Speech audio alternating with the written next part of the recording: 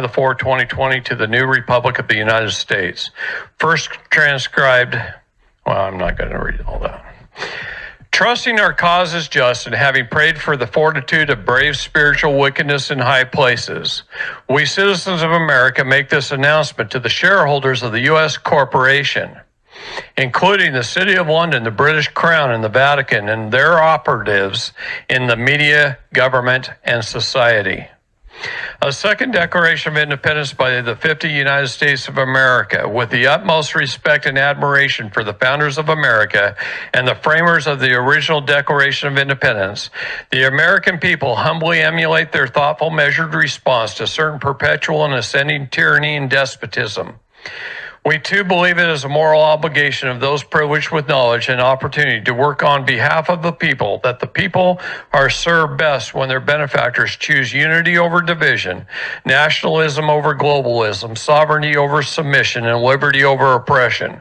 That all human beings are equal in their innate value, that America was founded under God, and that our God-given rights may not be revoked, suspended, negated, or abridged without due process.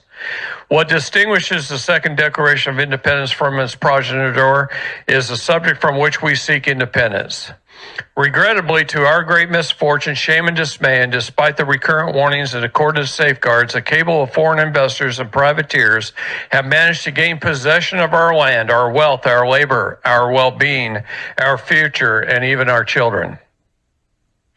Although history has become muddied with varied interpretations of cardinal events, including the surreptitious adoption of a second corporate constitution and uncertain ratification of several amendments destructive to the people, it matters only that one or more alien groups lay claim to America and its assets. Rather than speculate on motives and weigh unprofitably to biased accounts, unverifiable information, and plenitous theories and opinions, we engage a perfect solution wherein we exact independence from all claimants, past and present, proclaimed, identified, or veiled. As such, the usurpers named in this declaration are representative and not specific or exhaustive, regardless of supposed ancestry, preceded instrument, or process. Although simply enumerating transgressions and usurpations would suffice to justify the insularity, recounting significant events reveals important facts that are missing from history. These forgotten facts add insight, perspective, and clarity, illuminating our best way forward. Number one, the inevitable Civil War destroyed America's economy, ripped families apart, and cast a questionable shadow on the future of a once promising nation. America was in trouble financially and needed a massive infusion of capital to get back on its feet. A cabal of nation-building venture capitalists from Europe agreed to finance America's recovery, but demanded an active role in government to ensure their investment. In 1871, mired in debt, Congress worked out a partnership in exchange for boundless financial support. The foreign investors handle America's administrative needs. Got that last sentence, right? Although initially it seemed to be innocuous concession, the consequences of allowing the nation-building venture capitalists to conduct America's business beyond the protections of the U.S. Constitution have proved catastrophic. The investors quickly embedded operations throughout the foreign-owned corporate government and Washington, D.C., and began serving the interests of America's financiers over the people. In 1871, America effectively lost its independence, and the nation-building venture capitalists became our new masters. By the early 1900s, the foreign investors that bankrolled America controlled the major newspapers and news services, enabling them to shape what is reported and how it is to be framed. They had to cover their tracks before being exposed and repudiated by the people. The nation-building venture capitalists worked to soften America's imperturbable, elevated system of government. The founders had formed a constitutional republic instead of a democracy, specifically to prevent citizens in the majority from opposing those in the minority. By doing what is best for their district or state, rather than enforce the majority will, representatives serve all citizens equally, eliminating the noise, division, and violence intrinsic to democracies. Being in control of the narrative, the foreign investors ingeniously promoted the fallacy that America is a democracy, trusting that the deception would lead to unrest and chaos that would make America vulnerable, creating additional opportunities for infiltration and manipulation. In 1913, the foreign investors established the Anti-Defamation League to slander anyone who exposed them and their infiltration into American politics. And in 1913, by way of the 16th Amendment, the foreign investors were granted the authority to tax the American people directly, something expressly prohibited by the original Constitution. That the people would willingly subject themselves to forced confiscation of their property, their labor, is illogical, putting the legitimacy of ratification in question. In 1913, by way of the 17th Amendment, the foreign investors breached an important safeguard that protected our constitutional republic from infiltration of enemy forces. Previously, senators were statesmen, appointed by the respective state legislators as a check on the House of Representatives, raiding the public treasury. Henceforth, senators would run as glorified House representatives, reducing to promising free public money and services in exchange for votes. The authenticity of ratification is unlikely because the state legislators would not willingly surrender their authority to bridle the appetite of the people's house. Not would they accede to transfer more power to the federal government, opening yet another door for the international bankers to buy the influence they need to further their grip upon America. In 1913, the foreign investors gained control of our currency by pushing through Congress the Federal Reserve Act, establishing a foreign-owned central banking system despite the dire warnings of Presidents Thomas Jefferson, Andrew Jackson, Abraham Lincoln, Andrew Johnson, James Garfield, and William McKinley. The Federal Reserve Act passed with the help of compromised legislators between 1:30 a.m. and 4:30 a.m. on December the 22nd, when most of the members were away on the Christmas holiday. In 1920, Congress, by the way of Independent Treasury Act, turned over the U.S. Treasury Department and its assets, either gold or silver, to the Federal Reserve, the central banking system owned by the foreign investors, established in 1913. In 1921, the Council on Foreign Relations was formed under the cover of advancing America's interests in the world. In fact, the CFR is sponsored by the City of London and serves to advance the interests of the foreign-owned Federal Reserve by direction of the President, Congress, and the narrative through operatives in their news and information networks. In 1925, the owners of the Federal Reserve formed the United States Corporation, and just 5 out of the 100 shares issued were identified, with the balance of the shareholders of the U.S. Corporation remaining anonymous. Yet the money hail leads to the City of London, the British Crown, and the Vatican. The tax dollars we send to the Internal Revenue Service go to the International Monetary Fund, the World Bank, which are under their control, and not to the United States government. The official formation of U.S. Corp set the stage for the transformation of America from the constitutional republic of the people to a corporation owned by foreign interests and their families. Over the next few years, the individual states were registered as corporations as well, making them franchises of the U.S. corporation. Representatives and senators neither represent nor work for the American people. Rather, they are managers of the U.S. corporation, and as such, they are obligated first to serve its best interests. The president is not just the President of America, he is the CEO of the U.S. corporation. The abbreviated term United States was purposely used to represent both America and the U.S. corporation, to blur the distinction between them.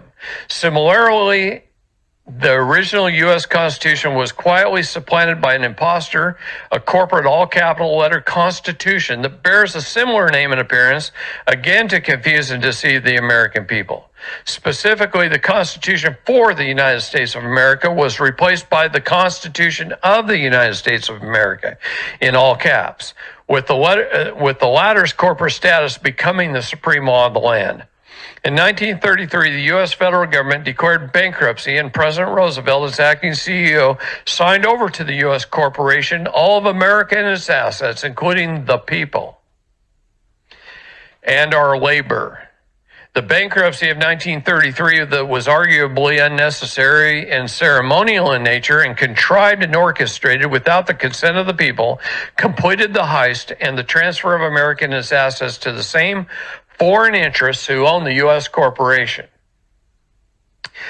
In the bankruptcy of 1933, the U.S. corporation forced the American people to surrender their gold and trade for debt notes called dollars, fiat currency that has not real value and that is depreciated continually through inflation to where it is worth less than 4 cents today. The bankruptcy of 1933 put the U.S. corporation in a state of emergency, allowing it to implement Admiralty law, made evident by the gold fringe around the American flag. When in a U.S. corporate courtroom, you are considered as C and not a citizen of America. In 1936, U.S. corporation began issuing Social Security numbers to turn otherwise sovereign Americans into trustees of corporate fictions, making our labor taxable, which would otherwise be unconstitutional. According to the U.S. corporation, you are not a live man or woman, but rather a representation of a corporation in your name, or a vessel. In 1945, the anonymous owners of the U.S. corporation founded the United Nations under the guise of spreading peace, civility, and humanitarian assistance throughout the world. Yet the true purpose is to condition its citizens to recognize an international authority, a first step in establishing their promised New World Order, in which the U.S. Constitution is retired to make room for a universal totalitarian government. The United Nations publications of Agenda 21 and Agenda 30 revealed a New World Order agenda calling for the end of nationalism, patriotism, private property, individual rights, the two-parent family, automobiles, air travel, and the right to defend ourselves from a tyrannical government. In keeping their goal of sustainable development, they plan to reduce the population by over 90%, ridding America and the world of dissidents and useless eaters. The remaining useful servants are to live in coastal communities wherein they will be stacked and packed into micro apartments. Portland, Oregon just issued the first permit for micro apartments. They're a lot smaller than the hotel room I'm staying in right now. The only thing standing in the way of their New World Order is a strong, prosperous, and secure America. To achieve their goal of world domination, America must lose its sovereignty and its leadership position. Thus why the owners of the U.S. corporate quietly work to undermine our culture, systems, beliefs, standards, aspirations, and morals. For over 100 years, they've been employing unrestrained methods and tactics. With millions of dollars at their disposal every year from taxing our labor. This is why President Trump said to quit paying your taxes. It doesn't go to the United States. It goes to a foreign nation. Stop it. Knock it off. Tell the IRS to pound sand. If they come to your door, shoot them. I ain't kidding.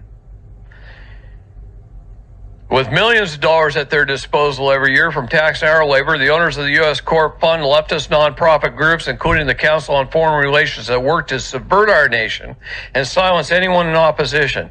They integrate the officials and administrators who run the largest charities and organizations, including the AMA, the APA, the CDC, the FCC, the SEC, and the FDA, and they embed operatives in the State Department, the Department of Justice, and the intelligence agencies, both official and covert, including in the NSA, the FBI, and the CIA. In trade for generous grants and endowments, the anonymous owners of the U.S. corporation shade the curriculum and political sentiment of the public schools, colleges, and universities, ensuring that the next generations, our children, harbor disdain for their own country, their history, their culture, their families, and even their ethnicity. The anonymous owners of the U.S. Corp keep the people in the dark about the true history of America, the greatest heist and cover-up in the history, by controlling public education, the major publishers, the news services, the airways, and the social and information networks. The foreign owners of the U.S. Corp prop up puppets throughout society and government, allowing them to make millions of dollars in trade for perpetrating their agenda of secrecy and subjugation of America. These traders include prominent politicians, newsreaders, pundits, authors, movie stars, and the heads of social news and information networks, major sports teams, music and entertainment industries, and corporate conglomerates responsible for over 90% of the products designed, manufactured, advertised, purchased, financed, and consumed in America. By the way of funding campaigns and fixing elections, the U.S. owners of the U.S. corporation obligate the most influential politicians to further their agenda of breaking America's social and financially. They promote disdain for our country, dependency on government, indulgence, lawlessness, and immorality to spoil and dishearten citizens, predisposing them to trade their sovereignty for the false promises of an international unelected government sponsored by the world elite. And by God, California has a habit of putting the absolute most criminal women in public office I've ever seen, like Boxer, Pelosi, and Feinstein, and Waters, and oh my God, I can go on and on and on. I get so pissed reading this. I have to breathe a little here. By the way of the Democrat Party, well, where was I? Okay. By the way of the Democrat Party and operatives posing as television hosts, entertainers, journalists, pundits, and policy experts, the owners of the U.S. corporation brainwash and condition the people to accept invalid arguments and pseudoscience that call for globalism, socialism, and a godless society in which technology is our moral compass. The operatives of the foreign-owned U.S. corporation are deeply rooted throughout the news and information networks, academia, government, and society, colloquially referred to as the deep state, the shadow government, or the swamp. The operatives perform with a hive mind because they are guilty of treason, a crime punishable by death. They are desperate to hide their complicity, and thus they systematically target, demonize, and even suicide all who threaten to expose their treachery and their malfeasance. The operatives of the U.S. corporation favor unbridled immigration because it is the most expedient way to destroy the country from within, flooding America with illegal immigrants without allowing them time to assimilate ensures arrogance, separation, and anti-Americanism, and anger, animosity, and conflict with the people by design. We can also expect a steady dilution of the principles, ethics, and systems that made America successful in the first place. Moreover, the majority of illegal immigrants are ethics and systems that made America successful. Moreover, the majority of illegal immigrants are likely to vote for Democrats who legislate according to the will of the foreign owners of the U.S. corporation. Because the free, open, and largely unrestrained internet secures the hidden heist of America and the criminal network that operates in the shadows, the owners of the U.S. corporation, the perpetrators of crime against America and humanity, are rightly concerned about exposure to ensure the people do not wake up, organize, and exact justice. They censor the information we see, ply us with prescription drugs, make us complacent with free money from government, distract us with perpetual video games, and promote one meaningless sporting event after another. In conjunction with skewed statistics, deceptive polls, false facts, and the omission of decisive information, the owners of the U.S. corporation promote anti-Americanism and their New World Order agenda. Fake news keeps the people disoriented, misinformed, and divided over ethnicity, gender, sexual orientation, religion, and economic class. Meanwhile, their death system enslaves us, their grip ever tightens through surveillance and fluorination, vaccinations, and other technologies are deployed to weaken any substantive opposition. The owners of the U.S. corporation are working incessantly to disarm the millions of law-abiding patriots who stand in the way of their totalitarianism and oppressive New World Order. By the way of orchestrated mass shootings, the owners of the U.S. Corp will continue to terrorize the people until we assent to comprehensive background checks. The word comprehensive is nebulous and undefined, allowing for a battery of psychological and medical testing, ever expanding until targeted individuals are deemed emotionally unstable and a danger to society. True to the predictions of every futuristic book and movie, patriotic Americans will be disarmed by the way of political profiling under the guise of a screening for mental health. Through their vast indoctrination machine, the foreign owners of the U.S. corporation have convinced the people that America is a democracy and that democracy is the highest form of government. This is problematic because democracy is by definition mob rule. Democracies invariably fail because a majority mob always demands more and more public money and services procured through excessive taxation and other socialist-like policies, resulting in economic ruin, runaway debt, fiscal collapse, and ultimately social implosion.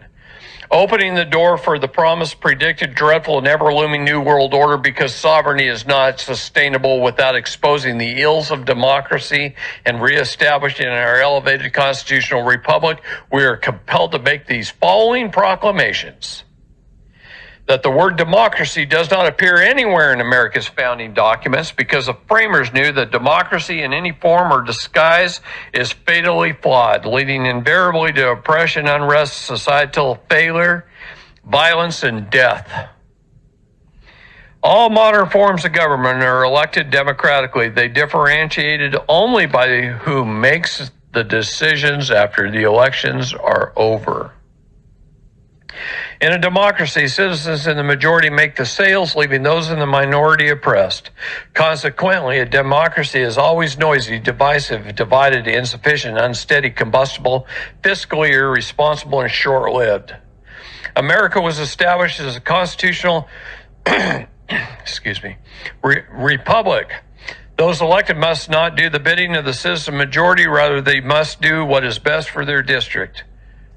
Despite the majority will, in this way, all citizens are represented equally and no one is suppressed, making a constitutional republic quiet, steady, efficient, and preferred. Although the word democracy feels good, it is founded on mob rule, making it akin to socialism, communism, and every other tyrannical form of government.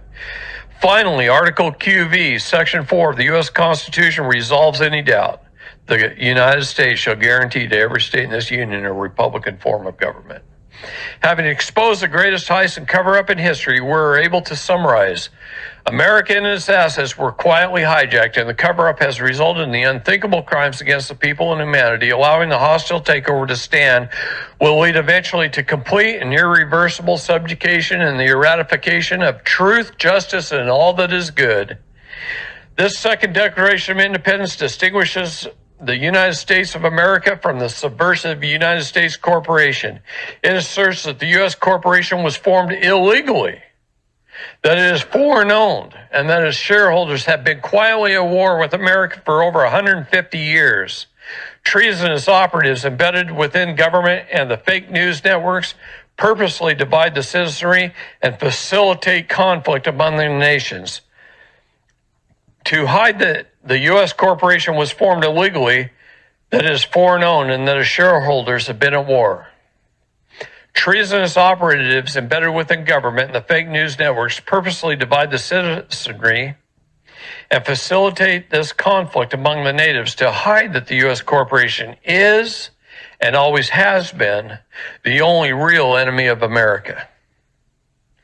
This second Declaration of Independence also repudiates with conviction that the U.S. corporate's satanically inspired plan for world governance, in addition to being of, by, and for the elite and not the people, their falsely advertised pseudo-utopian, unelected, totalitarian New World Order would supplant America's sovereignty and extinguish forever any semblance of liberty and prosperity. Because natural inclinations predispose human beings to be short-sighted, malleable, and easily bamboozled, one might presume the American people should bear responsibility for being swindled out of their homeland, inherited from their forefathers, who procured and secured it at great expense and much sacrifice. The Declaration of Independence by the 50 United States of America, signed by President Donald Trump on July the 4th, 2020, to the new Republic of the United States. First transcribed, well, I'm not going to read all that.